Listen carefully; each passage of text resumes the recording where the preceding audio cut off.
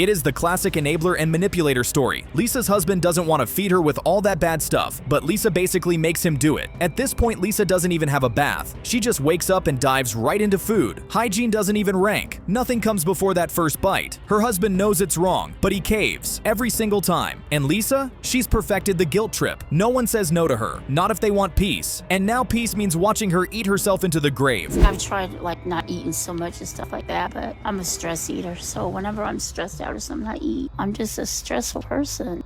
Her room is filthy. Everything is so messy, and it is incredible how Lisa can even eat in such conditions. She cannot even leave her bed. It is so gross. Crumbs everywhere, stains on the mattress. The stench alone could knock someone out, but somehow she's built comfort in that chaos. The filth doesn't stop her from eating. It enables it. There's no order, no limits, no shame. It's just Lisa, surrounded by rappers, moaning about her pain and still shoving in more food. The only thing moving is her jaw. So yeah, I'm stressed a lot. And then if it's bath time, we'll take a bath. Get some soak and rags and wash my legs and rinse them off.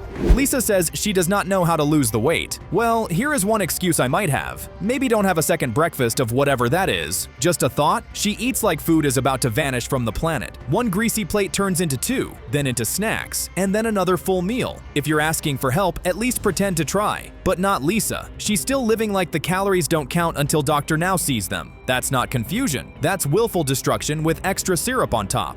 Growing up, my life was chaotic. My dad was an alcoholic. He wasn't at first. He was a real good dad when we were younger, but then he got into drinking and started. Now, Lisa claims that she is willing to do what she needs to do to lose the weight. And the first step to doing that is going to see Dr. Now. But she cannot go to Houston, so she sees him virtually. She blames her size for why she can't travel. But everyone watching knows that's not the whole story. She wants the fix, but not the sacrifice. She wants the surgery, not the sweat. And even on video, Dr. Now can see it. She's not ready, not mentally, not emotionally, and definitely not physically. Mentioned to me because of your weight and the fact that you're bedridden. Yes, sir. Okay, so what is your weight? 637. You look like you could be a little bigger than that. Lisa has been in bed for 3 to 4 years, and she is only just now looking for a solution to her weight. Dr. Now tells her there are no easy solutions, and that she has to lose at least 50 pounds and get down to Houston. Does Lisa do it? She nods like she means it. But Dr. Now has seen that look before. It's the "I'll try" face people make before going back to doing nothing. And Lisa has perfected that look. Words are cheap, and right now, that's all she's got. Using PT and you're not working with them to get up. So last time I talked to you, you said could sit and get to the side of it if you had help.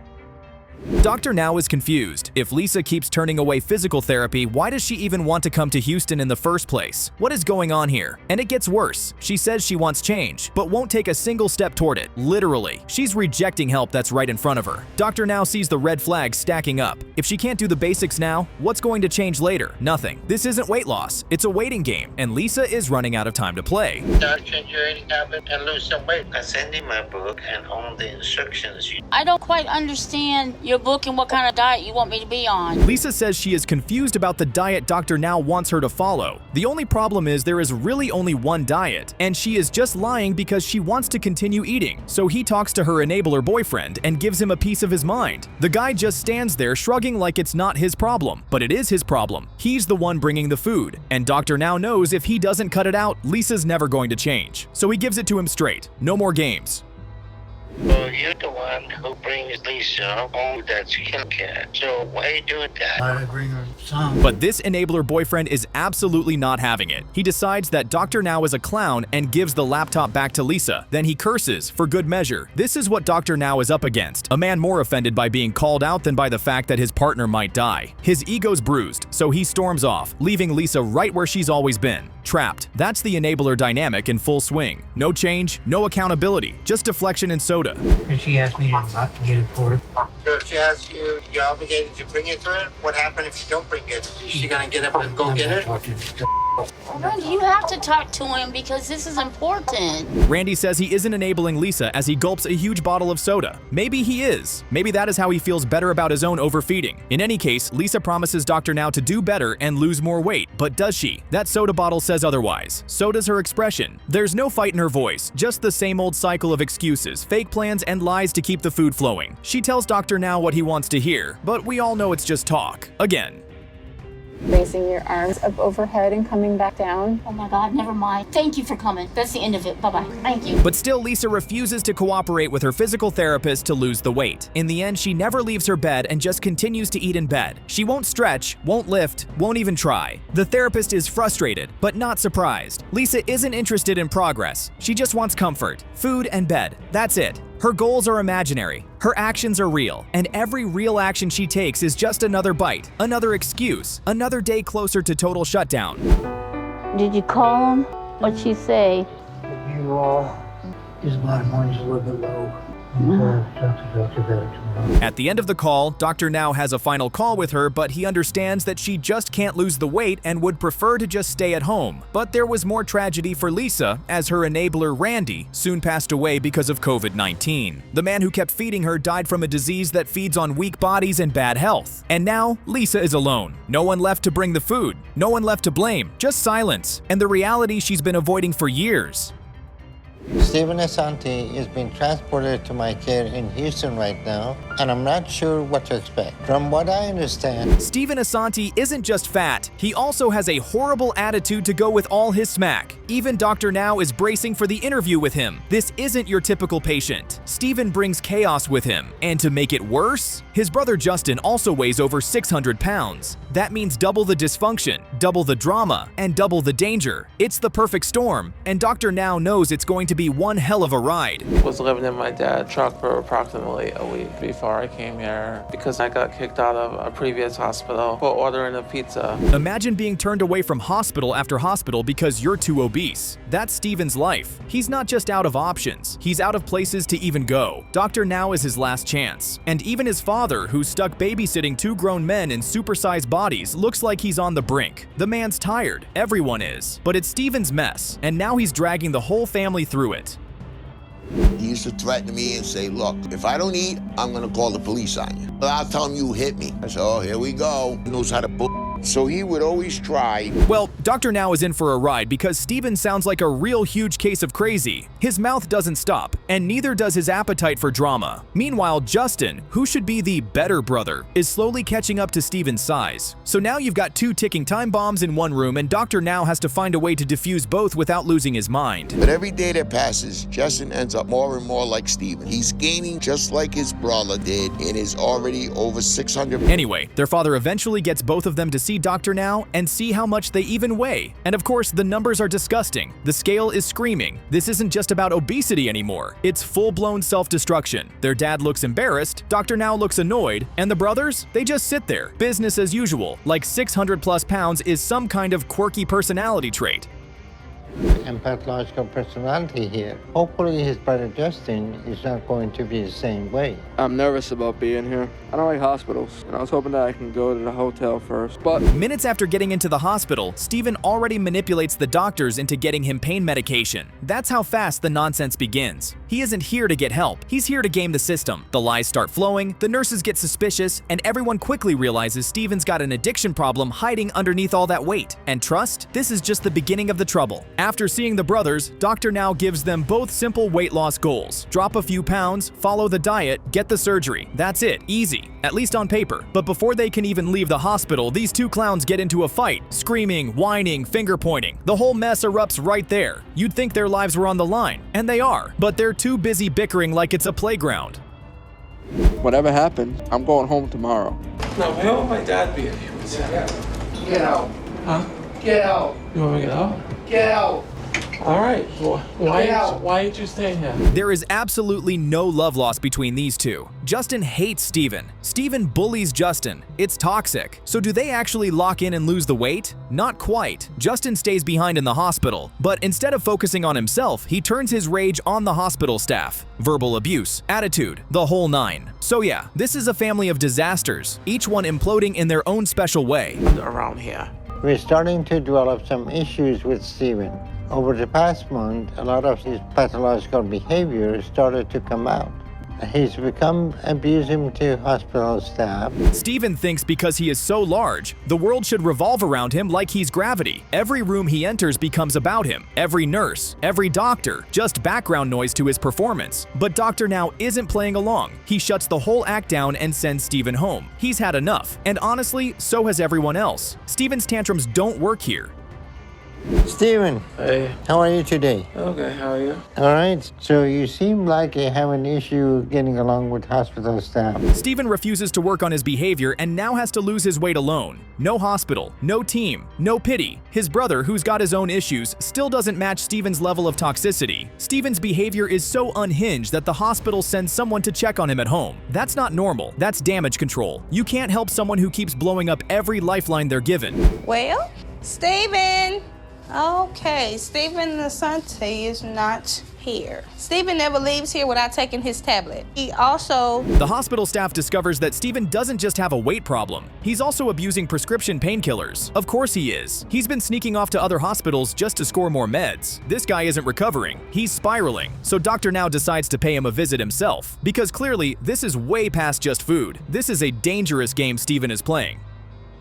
Medication and going to all these hospitals. Why are you doing that? I shouldn't. And we have discovered you have done this about 20 times this past month.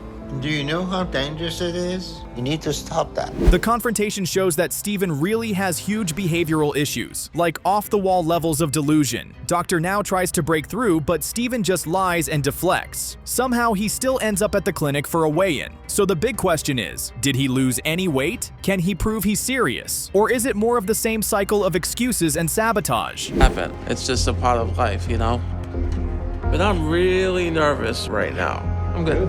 Yeah, because I don't want the doctor to give up on me. Not only did Stephen not lose any weight, he gained it all back, and then some. 80 pounds in just a few months. That is wild. That's not just slipping up, that's running full speed in the wrong direction. He took every ounce of progress and flushed it. This is why Dr. Now gets fed up, because patients like Stephen don't want help, they want attention.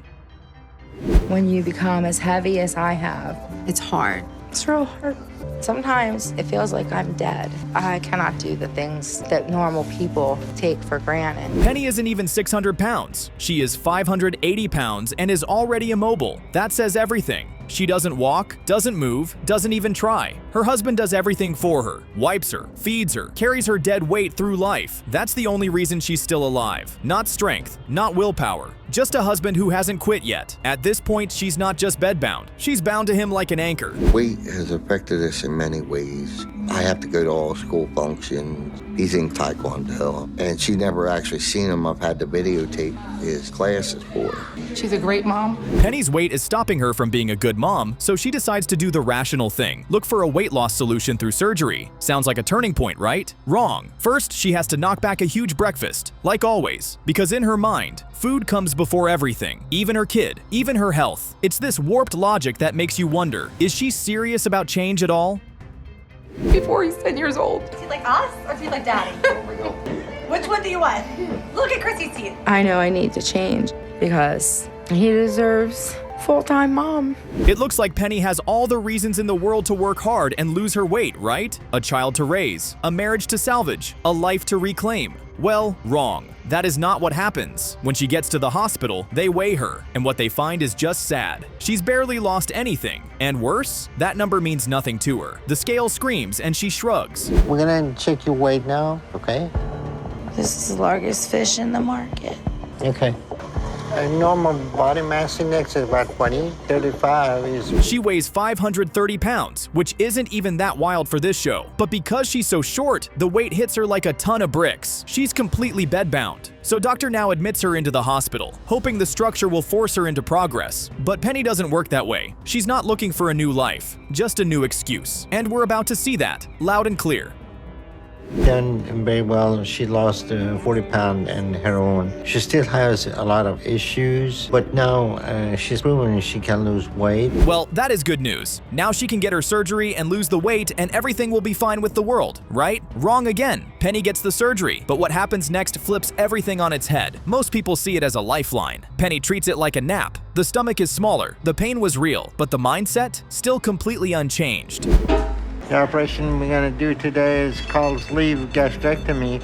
It simply just reduces the size of stomach and help her eat less. We're gonna reduce the size of stomach from... Penny survives the surgery. The size of her stomach has gone from the size of a football to the size of a banana. That should make it easier for her to lose weight, right? That's the entire point of the surgery. But with Penny, nothing goes to plan. You give her a second chance, and she uses it to go right back to square one, only now with medical bills added. I get the bottom bunk. Obviously, can't sleep with Penny. I know Liam can't wait for her to come home. That makes him happy. This is the kitchen. Dr. Now is confused. Penny should be able to walk now, but she just refuses to. There is absolutely nothing wrong with her legs. She's been cleared, but she's decided walking isn't her thing anymore. And if that's not wild enough, she's not following the diet either. Nope, she's back to junk food. It's like she got the surgery just so she could lie about changing while continuing the same toxic lifestyle. Drink soft diet, 1,200 calories. Why am I on a soft diet? That's the orders that he needs to get his poop in a group, or else I'm gonna order something. This is so stupid. I gotta find out why my diet is this diet. The insane part is that she's found a way to smuggle huge meals into the hospital. Let that sink in. Smuggling food into a hospital where she's recovering from weight loss surgery. Dr. Now is stunned. She swears up and down that she isn't eating off plan, but the scale says otherwise. No progress, no weight loss, just pure delusion. You'd almost think it's witchcraft, but nope, it's just straight up lies. How are you? How many times are you eating? 3 times a day. Are you able to finish the whole thing you're eating? A meal? No. The fact that Penny is gaming the system just makes Dr. Now mad. She finally did it. She got the surgery. She survived. She had every reason to turn things around. And instead, she's flushing it all away, one fried meal at a time. And it only gets worse. She's lying, manipulating, and still eating like nothing happened. At this point, it's not self-sabotage. It's a full-on betrayal of the process. Stand to be honest. And not I'm today? too weak. Okay. Yeah, I'm just... Okay. I'm concerned that Penny convinced herself that she's permanently disabled. Dr. Now is so pissed off by Penny's behavior that he decides to send her right back home. He can't waste any more hospital resources on someone who doesn't even want help. He hopes she'll get it together once she's out of his care. But let's be real, we've seen Penny. There's no way she's doing the work. Hope, that ship already sank.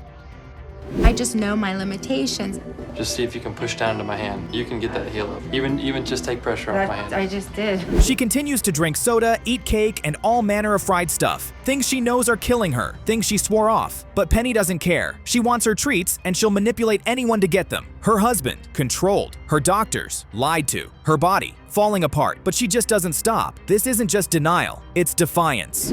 You really don't need someone telling right after can and can't do. I can pretty much look at food and calculate exactly what calories are. I know that. And so it goes, and so it goes. Penny never loses any weight, and when Dr. Now asks for an update, she finally goes to the hospital to see him. It's like a bad rerun. She shows up like she's done something impressive, but you can already guess what the scale will say. She hasn't changed, not even a little. I just need to hold on to the front. Instead of losing more weight since her surgery, she's gained 5 pounds. Gained. That means she's eating more than before, more than when her stomach was the size of a football. How does that even happen? She should be dropping pounds like crazy. Instead, she's managed to break the system, and now come the tears. You should be right now walking. You should be around 250 pounds. We're wrong in the beginning, and that I weighed more than what that was. Dr. Now cannot believe what is happening. Penny is bawling like a child because she's refused to stop eating every day. But she's not crying because she feels bad. She's crying because she got caught. This is manipulation, plain and simple. Dr. Now's done. He gives up and walks out because you can't save someone who's fighting to stay broken.